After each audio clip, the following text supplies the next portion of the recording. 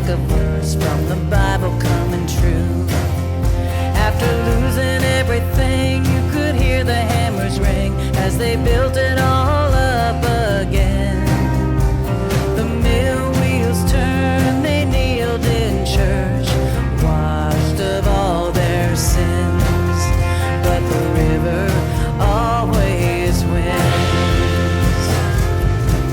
I come down from the mountain like judgment from on high, going home to the ocean, and I don't give a damn about the dreams of man, and I won't be denied.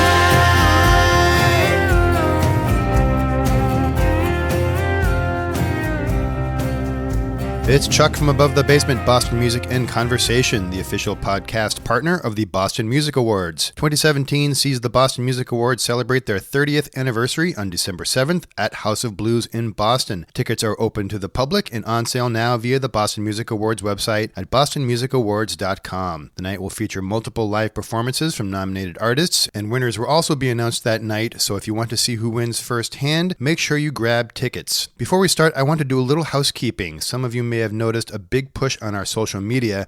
We are trying to reach as many ears and eyes as possible, and we rely on our listeners to help spread the word. So be sure to visit us at abovethebasement.com to hear all our episodes. We also have videos of some live performances from our guests and some really fantastic photographs taken for you to peruse. Please subscribe to us on iTunes or Stitcher, and also we'd love if you would leave us some 5-star reviews. In addition, invite all your many friends to like our page on Facebook. Just go to our ATB Facebook page and click Invite Your Friends to Like. You can also subscribe to our mailing list from our page and from our website. We depend on our listeners to help us let everyone know about all the wonderful guests we have on Above the Basement. All right, so singer-songwriter and teacher at Berklee College of Music, Susan Cattaneo switched gears towards a life in music after finding a sign in the cracks of a sidewalk. There's a song in there somewhere. She then took the big leap to join the amazing music community of songwriters in Boston. A well-respected songwriter with numerous awards for her music, her songs have been described as New England Americana with a twang. She just released her latest album, The Hammer and the Heart. Jonathan Beakley sat in with me this time around, taking Ron's seat while Ron is currently on a brief hiatus in October.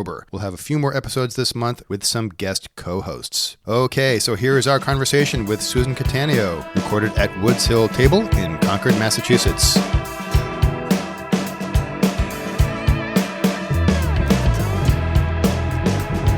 So yeah, Jonathan has co-hosted several times. Who have you co-hosted with? So Allie McGurk, and then when we were at the Music Emporium. Andy Cambria. Yeah. Oh, yeah. You know Andy? Sure. Yeah. So we talked to him at the Music Emporium, which is Nice. Yeah, so we've done a beautiful several. place. And the best one, of course, I interviewed the Butler Frogs. Oh, yes. That's my band.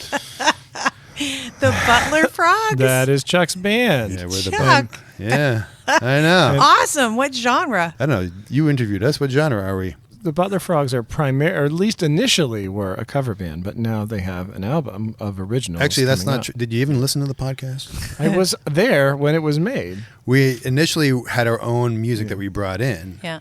And then just to get gigs, we just played stuff. Right. And then we got lazy and we just ended up being a cover band for a while. And then, but we just went into Woolly Mammoth, which I know you've been in. I have. And the great Sir David Minahan Yes. produced us. And we have a EP coming out in the late 29th century. If we Okay. finally get our act together. Good. It's all mastered. It's just, we just haven't put it together. Wow. Yeah, I'd so, love to hear it. Yeah. What do you play? I play guitar. Nice. Yeah. Well, you know, it depends on who you ask. Chuck can hold a guitar. Yeah, I do. Whether that he too. can play it I is a hear you. whole nother story. He's very good. Oh, False modesty. Shucks. And he plays the drums. And I play the drums, so when Are you interviewing us? Are we interviewing you? Yeah. What the heck? Oh, my God. The tables have been turned. I know. Quickly. No.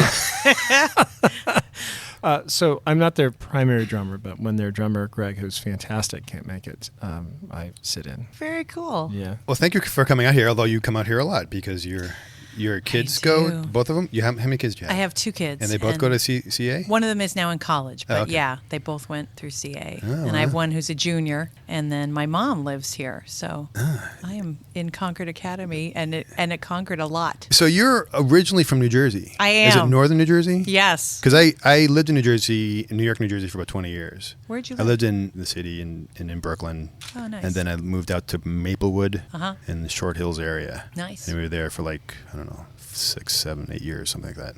I'm a little further out, You're further out? west Further west. from the Short Hills area. So. It must have had an effect on you because your label is called Jersey Girl Music, right? Well, yes, that's but right. that is after the Tom Waits song, Ah, which I absolutely love, and I like the Tom Waits version of it more than the Springsteen version. The original one is cooler. You've lived a lot of places, right? So you got Jersey, you were in New York a bit, you were in Nashville for a while, you spent your summers in Arizona. California, You know, Italy. Oh my goodness. Yeah. So is there one particular place that had an effect on you on the music that you make? Very much so, and it was Arizona. Arizona, And interesting. it's funny because I spent my summers there because my uncle had asthma and couldn't survive on the East Coast. Huh. So he actually was shipped out and was raised on a ranch in Arizona. wow. So every summer we would go out to be with my family. When I first heard kind of southwestern country music, Yeah. we're talking old style country Yeah. music, I remember thinking, oh, I just don't like the pedal steel sound. And it's Really? funny because that totally became like something know. that I loved. Well, you were yeah, young. I was. Well, it must have made a huge impression. So I was listening to your song In the Grooves, Uh-huh. right? And not only is this song in the style of Americana, Mm-hmm. rockabilly, this kind of thing, also the lyrics are basically an homage to that kind of music. So, Yeah, so it's like an old style. yeah, so it must have had an effect on you. Yeah, but also that song in particular was a co-write with my friend Bill Kirchen, Bill Yeah. Kirchen. who is with Commander Cody. You and- introduced me. I mean, you didn't actually I didn't introduce you. me. Did I introduce? But you, I it should was have. because you was on stage with you. That was my introduction Oh to yeah, him. he is wonderful. He's amazing. You should see this guy. I saw it on the he's video. amazing. Yeah, he was and- killing it. And I knew I was going to do a co-write with him, and so I actually brought the lyrics to that song to the co-write. When I'm a co-writer, especially if I'm working with an artist like that who's so clearly defined, Yeah. has a specific sound and a specific thing that he does, I try and kind of accommodate my writing to that. And In the Grooves came out of it, and then I ended up covering it, which is really awesome. It ended up being on my album. I kind of did my little extraneous research on him because first of all, he's an interesting looking guy. Yeah. He's so amazing looking up on stage.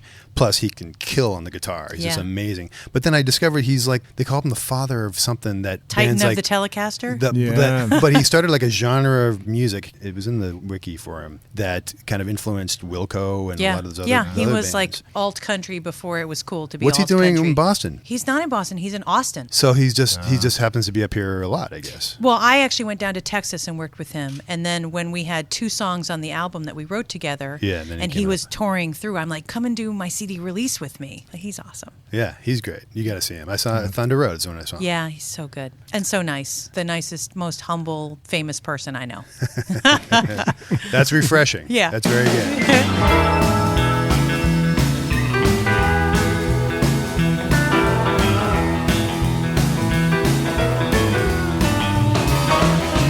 You drop the needle on a 45. Watch as the whole world came alive. Round and round the music spot, to the beat, beat, beat of your vinyl heart. He gave Elvis Presley his blue suede shoes, James Brown all of his stylish moves. The turntable spoke the gospel truth, said it all comes down to what's in the grooves. What's in the grooves? You recently completed not just an album, a Yes. double album. So, Yes. there are a lot of people who say that the album as a medium is dead. Right. And you doubled down on I it. did. So why is that? I didn't start out to do a double album. It was just Okay. going to be I was just going to do an album. That was the thing. I was like, well, I don't care. I'm bucking the trend. I still believe that the album as an art form allows you to tell a bigger story. I teach songwriting at Berklee, and I have a lot of young students, and they're all about the single. You get the single out, and I'd like to tell a bigger story, and an album allowed me to do that. So I started recording, and I produced it myself, and I thought it'd be really cool because I like collaborating with a lot of different people in a lot of different areas. And, we're going to get into that. Yeah. And I asked them all to be on the album with me. So they're like 41 musicians on this album. You're basically Steely Dan, aren't you? I know. Right? Just all the Sesame exactly. musicians. A country Americana version of Steely Dan. I started to record the album, and then I had too many songs. And I had too many people that I wanted to work with. And I suddenly, as a joke, I was doing a show at Cafe Lena in New York State. And I said, I'm going to do a double album. And I thought, I am going to do a double album. And it's split so beautifully into like a rock album and then an acoustic side. Yeah, so tell us the name of the album and how that name corresponds to the parts, right? So what happened is that I needed to write a manifesto for this album, and it turned out to be this song called Work Hard, Love Harder, which is about like loving your life. That's the first song on the album, right? It's the first song on both albums. Oh, okay. Yes. So I did a rock version of it with the Bottle Rockets, and then I did a folk version of it with the Boxcar Lilies. The album was going to be called Work Hard, Love Harder. And I thought, oh God, I hate that title. It's like, what does it look like? It's like me in like a Rosie the Riveter outfit, like thumbs up, like woo, and I just did not like that at all. My husband, who is a creative and wonderful person. He is. Just looking over there, looking all wonderful. Thank God for him. He's like, okay, don't freak out. But what if we came up with a visual for Work Hard, Love Harder? Yeah. So maybe there's like a hammer and then a heart. And I was like, oh, it's going to be called The Hammer and the Heart. So I owe everything to him for that title. Because The Hammer is such a great title for the rock side, and The Heart is for the acoustic. And you had well done, Dino. A previous album that also had heart in it, didn't you? Oh God, I know. Yeah, I have.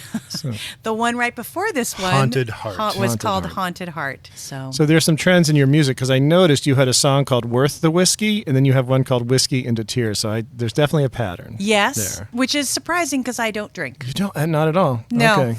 Okay. But I think that especially Whiskey into Tears was one that alcohol is a wonderful construct to work with in songs because alcohol makes you lose your inhibitions. It also leads you down a bad path. It also leads you down a good path. So it's a wonderful vehicle. And I used to drink, but it's more the fact that when I drink now, I'm like fun for about 3 minutes and then I have to go to bed.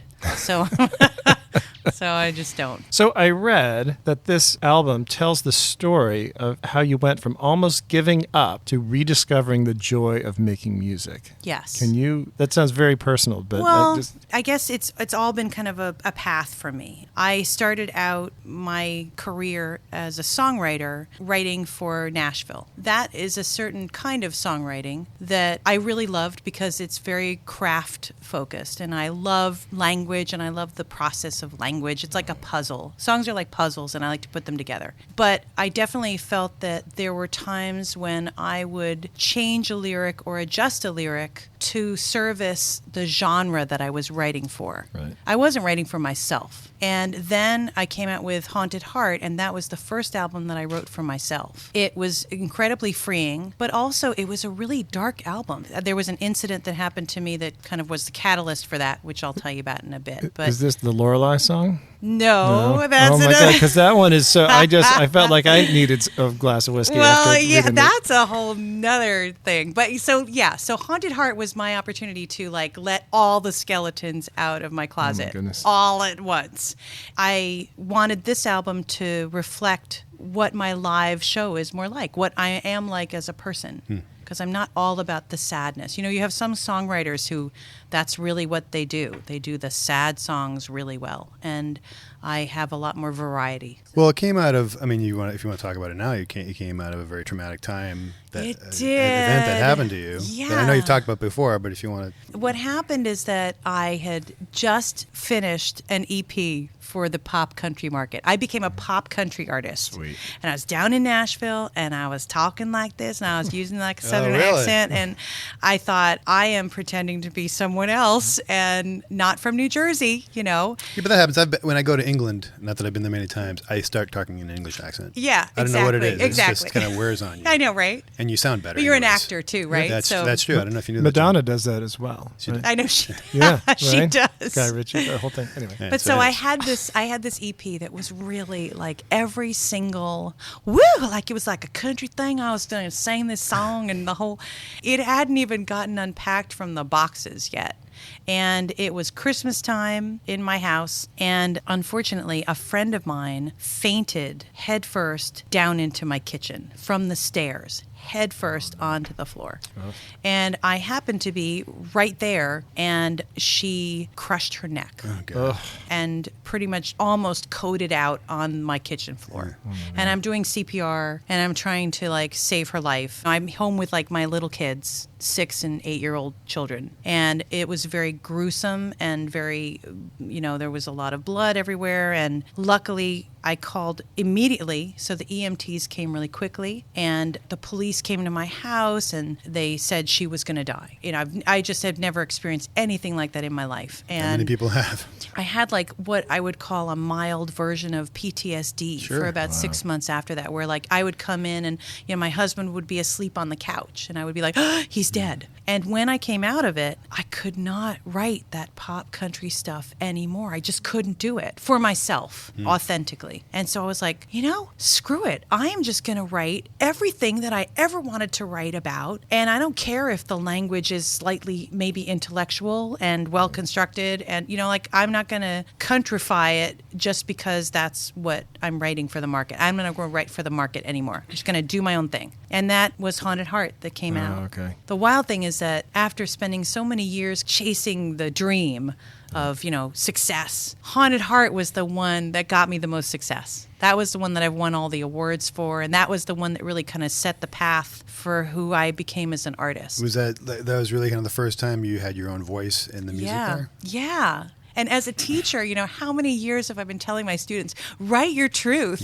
I never wrote my truth, ever. And it took this really traumatic thing to happen to me to make it so that I was forced to become who I became. Well, I'm sure it was therapeutic for you as well. Yeah, I think, Lorelei in particular, that song, I had a friend who stole something from me. I thought I could get over it for like 2 years. And once again, my husband was like, can you just write a song about it? I thought, okay. Get it out of your system. I'm going to write a murder ballad. Yeah. And I'm going to kill them off in the song, and that's going to make me feel really good.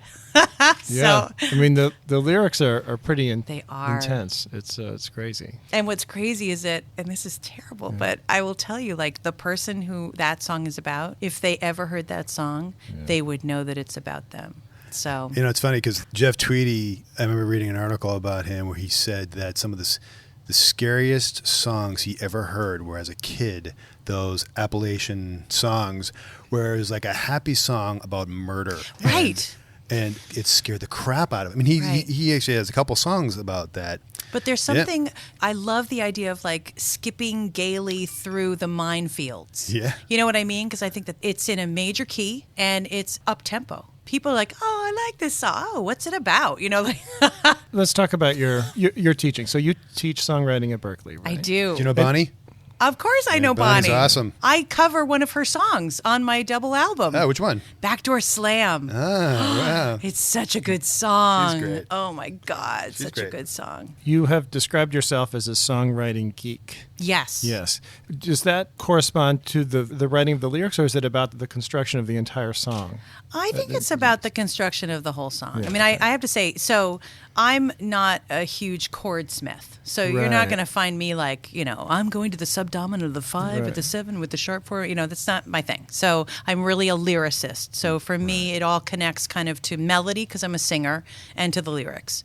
But I do love the relationship between chords and melody. We have a thing at Berklee called prosody. And prosody is when the music matches the lyric content. An example would be, I got friends in low places. Right. Low, the word low is on Right. the lowest part. But we also teach that you can make the song structure support the meaning of the song as well. Yeah. And I find that part really cool. Like I'll put a melody in that I know will make you comfortable or I know will make you uncomfortable. Like I have it all in my control to do that. A lot of your lyrics are the telling of stories. Do you feel that some types of music, some genres of music are better for telling stories? Oh, sure. I mean, I think that if you have a great singer, great bass line, great groove, great guitarist, the lyrics are, I wouldn't say they're less important. They're just not really the focus of that kind of song. But do you feel that there's something about country music, say, that lends itself to telling a story that, say, progressive rock doesn't? Yeah. I mean, I think that there's certainly the tradition of country music that came about. If you look to like cowboys and the fact that they would tell their stories around the campfires. So the songs were kind of part of that experience as well. It depends on what the purpose of the song is. Because there are some songs where it's like, I don't really care. It just makes me want to dance. Then there are other ones where I want to be drawn in. I want to create a landscape for you to see. I go through these empty days, out of tune and out of place, since we've gone our separate ways. I hold another's heart, thought I'd made a brand new start, but when the memories fall like rain, you're a feeling I can't shake.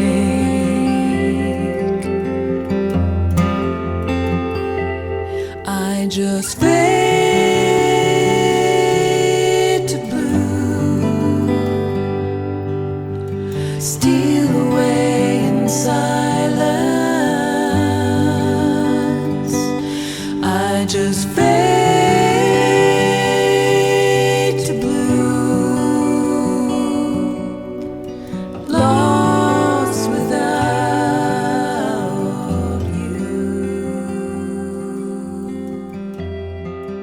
I want to back up in just a second, but before I back up, I'm just going to back up a tiny bit. When you went to Berklee, you were a songwriting major. Is that correct? No, I was a vocal performance. vocal Yeah, performance. I went on a vocal scholarship. Oh, that's right. And Okay, then I'm sorry. and then took my first songwriting class, and then became like a songwriting major. And you started teaching right out of graduation. Is I that did. correct? Yeah.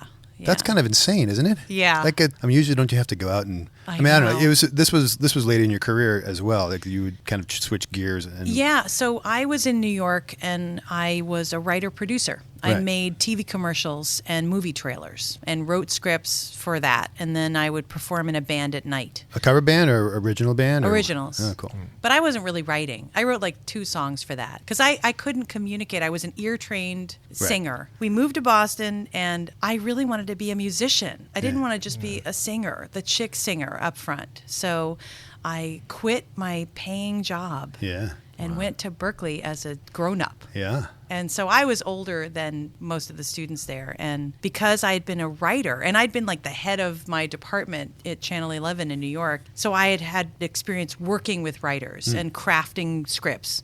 So in class, I started critiquing people's songs. And then afterwards, they would come to me and ask me if I could help them with the song. Because you're talking to 18, 19-year-old kids, right? So, right. And, you know. and luckily, thank God, my teacher, Pat Pattison, was not threatened by that. That's cool. Because I can imagine that was super obnoxious, and hired me I'm right sure you after I did it graduated. very nicely. didn't you? I don't know.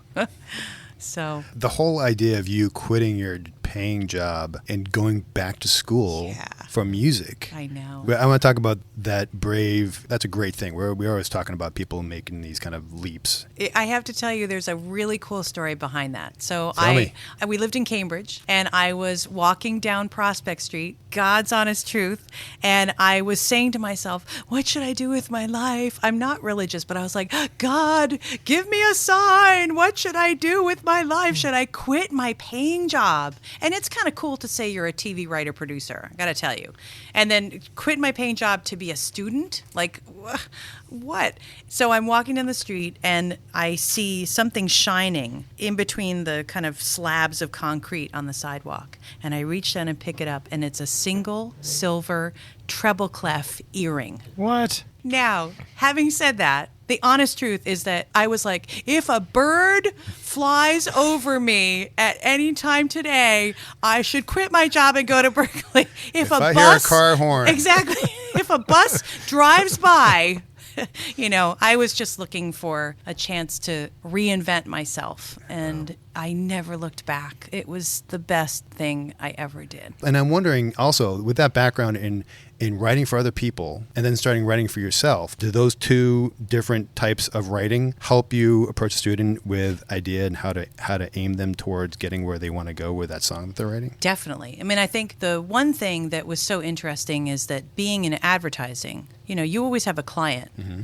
What would always happen for me, like a weird analogy would be like, I'd create this beautiful thing and it'd be like, here's my beautiful idea for my client. And the client would be like, you know what? My wife really likes dogs. Can you put dogs into this? And he'd be like, dogs? Okay. And then you'd rewrite it and they bring back, here's my beautiful thing. Now it has dogs in it.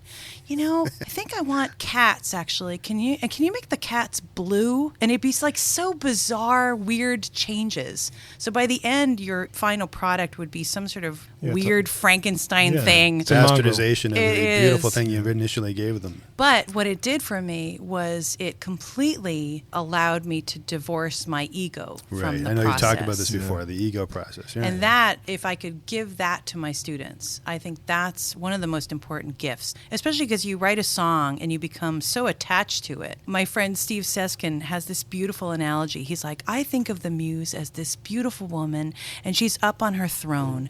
And she's like, oh, look at Steve. He's working so hard, and here, I'm going to give him a beautiful lyric, and I'm going to give him a beautiful melody. But guess what?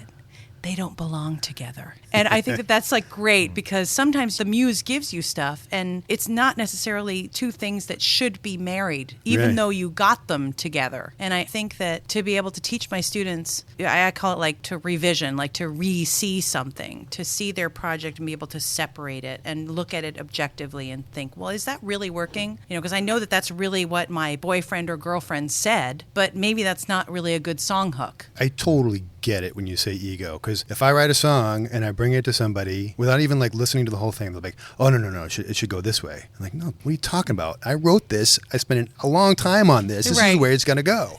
I don't say that, and I'm like, you gotta let go. This is good constructive criticism. I'm talking to smart people who know how to write stuff, so it's But I something think when it you get depends it. on who, like for me, I have a very, very small group of people whose opinion I really, really listen to. And I think that when I was younger, you kind of want to get it to everybody. Even with that small group of people that I trust, when they say they don't like something, my initial reaction is like, ugh, I hate you. Yeah, and then I kind of go gut reaction, right? Away, and then I come back. I'm like, okay, breathe. Okay, no, that's a good point. Or I understand your feeling, but no, this is the way I'm going to do it. And when I go to these people who are smarter than me, eventually I'm like, okay, you're right. Yeah. All right. I hate it when they're right. I know right. it sucks. Damn it. But I wonder if when a student brings you a song, how much do you let the song breathe? They just play it over and over again. Maybe they gig it out or something like that before you're under time constraints because you're in class and things like that. If you've written something that you absolutely love, that God gave you, and you don't want anyone to touch it, don't bring it into class. Because I might teach something, for example, there might be a song that, I don't know, maybe the student hasn't really understood that you can use great action verbs. So I might have them do an exercise to like change up the verbs in their song. And they can just have their song the way they wrote it. But maybe the next song they write, they'll actually be conscious of verbs. So sometimes it's not about the song they're working on right now, but whatever the next project is. So do you give reading assignments? Is there a certain kind of like literary aesthetic that you're trying to inculcate? We have books that have exercises in them. I think for inspiration, I'll definitely give them literary things. Like where do you come up with ideas? So, the internet, poetry, movies, books, book titles. Yeah, they got to read. Yeah, and you are what you read, and you are what you listen to. So I think that's also something really important to know is like, who are their influences right now? Because if they're listening to Sigur Rós, who is an Icelandic band that doesn't use words, they're not going to probably focus on the lyric because they're more about sonic textures. Or, if they're listening to Leonard Cohen, they're going to have amazingly deep visual, lyrical images in their song and probably not very interesting chord patterns. So it depends on where they are in their in their listening. Have also. the classes that you've been teaching, the kids that you've been working with, what you've been teaching them and what they've been giving back to you, has that changed the way you've been writing? I think what has happened for me because of the artist career that I'm having now, which kind of goes back to what your earlier question was, I think I'm more able to kind of step back and appreciate what they're trying to say as people before I jump in and mess with it. Do you know what I mean? Like sometimes I had this one student who put in a song about her dad, and it was very, very personal. And it was so personal that it had things in it that didn't make any sense at all lyrically. But it was such a vulnerable thing for her to bring this into class because her dad had recently passed away. And so I was not going to step on that song at all. I was not going to even, I would just be like, thank you so much for sharing that with us. And then she came to my office hour like a month later and was like, look, I'm playing it out and people don't understand what I'm saying. Right. Can you help me with that? Yeah. Then I think she was discovered ready it on her to own, right? able, yeah. But what about on your own writing? Like the feedback that you've been giving them, have Yeah. you kind of looked in the mirror and been like, you know what, I got to all start. the time. But I think I've always done that. Yeah. I've always been like super self-critical. And I think if anything, seeing them be so vulnerable has made me wanting to be vulnerable as well. I guess that's the thing. And also, I mean, whenever I teach an assignment, I'll try it myself. So I know if it's something works or not because I've used it myself. And that's actually really cool because I'll be like, hey, this worked for me and now you should try it. Interesting. So everybody has like a different approach to it. And in fact, like I do this whole thing on writer's block because I'm a big fan of discovering how to unblock writer's block. Sure. I feel like everybody has 3 or 4 roads that they take, the same ones, to get to the song. And sometimes those roads, for some reason, are blocked.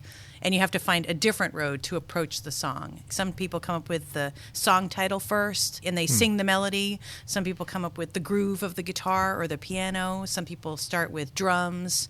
I don't know, like Peter Gabriel. There's a really cool bunch of outtakes for his album So. Yeah. Do you know So? Yeah, Oh, of yeah. course. It's called So DNA. It's wonderful, and it's essentially how he created the album. Yeah. You And hear what he different does versions is of those songs, he'll right? build tracks, and he just sings like, and then he focuses on the vowel sound, and then that turns into the lyric. Yeah, David Byrne for Talking Heads would do something similar, Yeah, so where cool. where he would just make sounds with his mouth and then figure the things out later. Yeah. I can't write like that. Yeah. Do you ever prescribe a student to go listen to a specific song or album, or I see where you're going with this. Why don't you listen to some Springsteen, Right. and maybe that'll help you get out of whatever. Always. I mean, especially because I have to say that there's so much music available to people that maybe it's almost daunting. But I find that my students, some are diving deep into the catalog of music, but some are not. And I have students that I'm like, you should listen to Genesis because you're doing exactly what they're doing and you would really like them. Yeah. I'd send him all the way back to Cole Porter. Yeah, right? Right. Yeah. One of the greatest Irving lyricists, Berlin. right, of all time. Yeah. Duke Ellington, Yeah. Billy Strayhorn. Yeah. And that kind of songwriting, I just am studying and teaching this. So it's really cool that you mentioned that because I'm doing like a survey of popular song styles. And we went back to the classic Great American Songbook. Yeah. And, the rhythms that Duke Ellington, for example, introduced into popular music is just somebody could really learn from those. Yeah. And also, like Cole Porter, not only could he turn a phrase, but also he used alliteration and other Yeah. things, and everything just fit perfectly Yes. within the musical phrase. I don't know. It And was- didn't feel forced. I'd like to talk about all the collaboration that you're doing. So this kind of feeds into that, letting your ego go. But at Yeah. the same time, when you are not writing for yourself and you're writing with people, that's a whole different dynamic. It is. And I feel like in that instance, I liken it to building a house. I am your contractor. My job is to make your house the most beautiful house that you ever dreamed of. And that's different than sometimes I'll co-write for myself with somebody. So that's different because then I'm definitely putting myself into it. But a lot of the time, when I sit down with a writer, I'm like, so what do you feel like writing? If I hear something that they haven't really brought out in their voice, like a really cool range that hasn't been explored yet, I'll be like, hey, why don't we try this?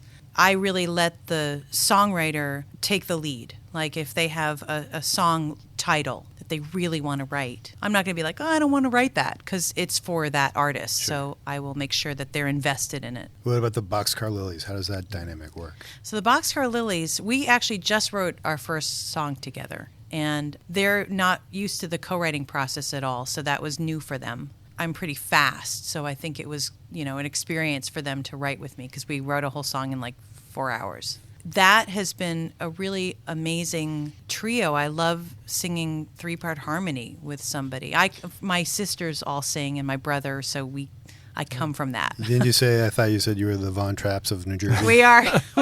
My whole, all 6 of us used to sing around the table. And then my mom would dress us up and march us around, God. and we'd perform at parties. So you really were the Von Trapp family. We really were. She wrote a song that we made a record when I was 5. Really? Yes. Wow, my God. Is it out there? Do you have it? No, We'll find it. It's got to be somewhere. There. What was the name of the band? telling you. What was the name of the band? Google it. It was my family, so. So Interesting. it's my understanding that you are going to be resigning. Is this right, from the Boxcar Lilies? Yes, I don't know if you'd heard that. I wasn't sure. The news just went out. So what happened in April of this year, I took a nasty spill. That's right. That's when I saw head you. first down a flight of stairs. God, so you have a problem with stairs. Yeah, right? You and your friends. I know. I have to Stay go away in. from I was saying I have to go and burn elevators. basil. Stay with And they're elevators. like, no, it's sage. Oh, gosh. So I took this fall and I broke many bones and had surgery. There's something in your and hand or something like that? It's my strumming hand. Oh, okay. At least And it's I'm a strumming right-handed. hand. So it's my handwriting hand Yeah. and my eating hand and all that kind of thing. But if you're going to hurt something, I guess your strumming hand's better than your Yeah, that's what they chord say. hand. Yeah. But, Well, and I was It's scary. concussed and I broke my foot and Oh, I broke God. my other hand. It was a mess. Yeah. And I think before that accident, I thought, I can do it all. And the 'Cause you were Boxcar- doing a lot, I and that's a was. lot. The Boxcar Lilies are out in Western Mass, so I'm driving 2.5 hours for the rehearsal, Oh, yeah. once a week. And it's 6 hours of my life. And when my solo career with this double album, it charted. We had the #1 song on the Folk DJ chart, which is so exciting.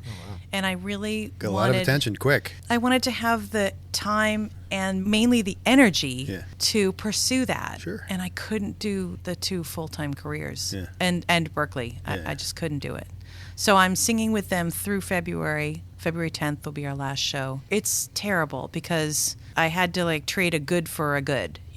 I really like making music with them. I love singing with them. And if they lived closer, it would not be an issue at all. But you all healed up. Yeah, well, I had the hardware removed from my wrist. So what did they had 3 screws in weeks there or ago, something? a plate and screws and a whole yeah. thing. And I can't tell you, if we had met 3 weeks ago, I was not doing so well. Things were hurting. It was really hard. I was recovering, but every time the weather changed, my arm, it was really rough. Really? And having the hardware out, It helped. I'm awesome. Oh, really? I am so amazingly awesome. Oh, that's great. I feel great, and I can play the guitar, and I feel like myself again. That's a and- relief. And you can go through the airport now, I think. A little I bit know. I easier, set it right? off. Yeah, In I know. Chicago. Yeah. God, that was so really a bummer. Yeah. Are you going to tour? Are you going to... I am going to tour. I love the collaborating, so I'm going to keep co-writing with people. I have an artist who was nominated for a Boston Music Award. Oh, who? Jenna Lottie. Oh, okay. I know the name. produced and wrote for her album. Oh, sweet. I'm yeah. so We are the excited official for her. podcast partner of the Boston Music You Awards. are? So I don't know if I'm you know so that. excited for Yeah. her. She's awesome and wonderful. Oh, that's and- great. Yeah, so that's really cool. And so I certainly hope to produce again because I produced this one myself and I kind of like the producing. I think I'm a control freak. And so it all comes back to I want to know everything that's going Well, on. you're scratching an itch, right? That's Yeah. something that you used to kind of do, right? Back Right. in your old life Yeah, there. right. So... But I definitely want to tour and I want to play out as much as possible. I have a great band, Andrew Jones on drums and Richard Gates on bass, Jimmy Ryan on mandolin, Jamie Walker from the Swinging Stakes on lead guitar, Okay. Michael Bean, who plays every pedal steel, electric guitar, lap steel, dobro. I think I saw some of these people at least at Thunder Road, right? Yeah, and then Renee Dupuy on keys. In and case she was vocals. there, She's right? so great. Yeah. Oh, that's a big band. It is. And, what's so amazing is that each of those people are artists in their own right. So they know how to play with an artist. Sure. They don't overplay. And then they're all so great that I could just have them solo for hours and they're so good. We had Alistair Mook. Yeah. Oh, Sitting- he was my guitar teacher. Oh, really? He's so good. He's so great, and I love him. I really like him a lot. And I'm going to be talking to Chris Delmhorst on Tuesday. And these were all people that we saw. Last time I saw you and Dino were at the Sub Rosa at Lizard Lounge. Yeah. That's kind of what you were just saying. Your band, they all have their own projects and they all are their own artists in their own way. Right. But everyone getting together is pretty magical. It made me think about the Boston community, especially the singer-songwriter one, which I'm more familiar with just because that's more my thing. Yeah. It was really special to see all these people kind of just taking a back seat and learning each other's songs. I don't know what it is about having a bunch of musicians playing with you that have their own thing. First of all, I have the nicest people that I work with. They're lovely and kind and supportive. And I think there isn't ego in the band because they've got their own thing going on. That's what it is. And so, I think it's a big part of it. Is Yeah. that because they're like, I'm here for you. I'm here to help you. Whatever Right. you need for me to make you sound good, that's why I'm here. Because I Right. got my own thing, and that's my ego over there. Right. The good ego, not the bad ego. Yeah, no, I get it. And I think they're so supportive. I've learned a lot in the past 2 years of working with them. Stage stuff like, dynamics and what it is to step out, trying to learn like when to play and when not to play. And I think that there's a subtlety that I'm learning from them because they're Especially so with so many people you've got on stage, right? They're so good. Yeah. So where are you playing next? When you just at the Iron Horse? Yeah. Was this past weekend? Yeah, Oh. Saturday. Oh, fantastic. How was that? Great. It was with the Boxcar Lilies. Oh, okay. Sold out. Oh, fantastic. Two encores. I mean, crazy. Just Wow. amazing. Wow. Really devoted fan group out there. I'm doing a bunch of Lily shows because I'm kind of finishing that up. Yeah. And then on March 2nd, I have a full band show at the Spire with Chuck McDermott. What's going to happen, because I'm going to take a little bit of time off in January and just relax a little bit. Yeah. And then hopefully in the spring, I definitely want to be doing more touring. And then I'm saying this, trying to make it real. I'm going to tour in Europe, hoping Ireland, England, Italy, because I've toured in Italy before, the Netherlands. I am getting a lot of airplay over there. Are you really? The album is doing really well That's over awesome. there. And still, it's been out since June and I'm still getting a lot of play. So It's fantastic. I'm hoping that works out. Yeah. Well, will you play some songs for us? Sure. We'd love to hear a couple. All right. I'm playing Work Hard, Love Harder. All right. The heart beats louder than the dollar. Shines light in a world gone darker. Draws joy in permanent marker. Work hard, but love harder.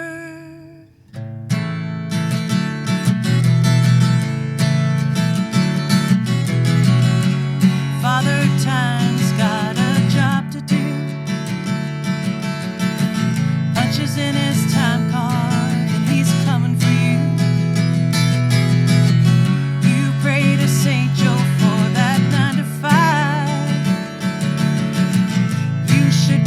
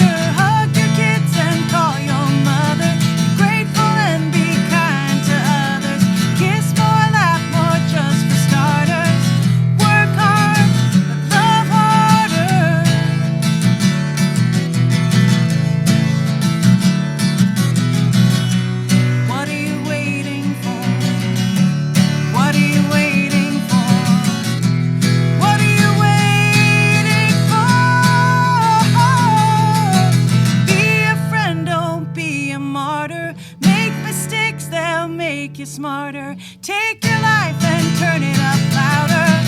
Work hard and love harder. Hug your kids and call your mother. Be grateful and be kind to others. Kiss more, laugh more, just for starters. Work hard and love harder. Work hard and love harder. Work hard and love harder.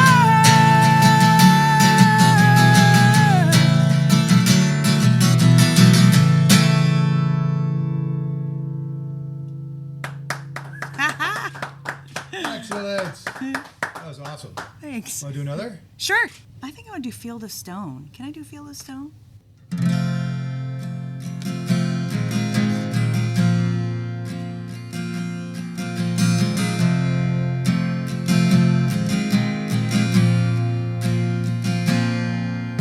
When I was 10, the highwaymen broke ground and broke the heart of my hometown.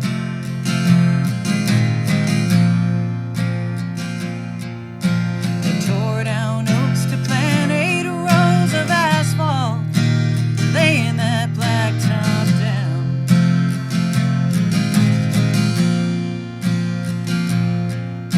And we forgot what silence was in the rolling thunder of the nighttime trucks.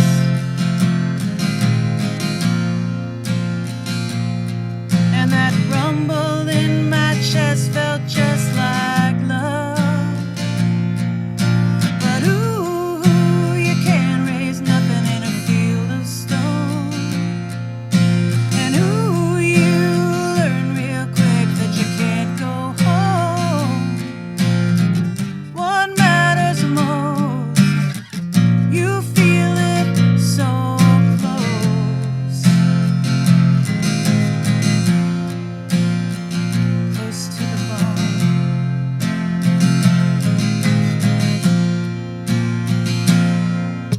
When I was 10, my daddy left and mama said, all men are no good strays.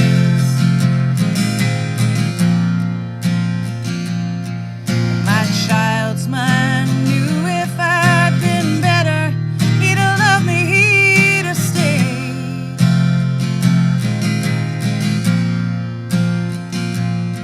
And I wished him back with all my might on every muted star in those highway lights.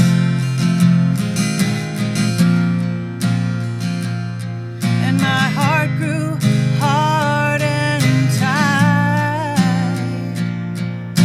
And ooh, you can't raise nothing in a field of stone. And ooh, you learn real quick that you're on your own. What matters most, you feel it so close. Close to the bone.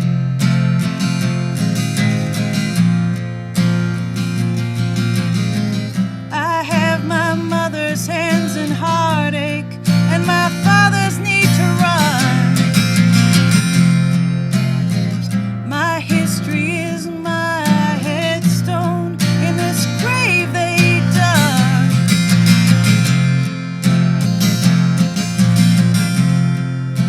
And ooh, you can't raise nothing in a field of stone. And ooh, you learn real quick that what's gone is gone. What matters most, you feel it. That field of stone.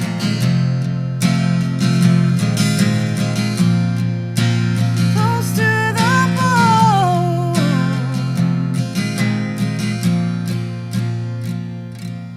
Find out more about Susan and where she's playing at susancattaneo.com. Go to abovethebasement.com where you can sign up for our newsletter, listen and subscribe to our podcast, like our Facebook page, follow us on Twitter, and look at all the nice pictures we post on Instagram. We are everywhere. On behalf of Ronnie, Jonathan, and myself, thanks for listening. Tell your friends, and remember, Boston music, like its history, is unique.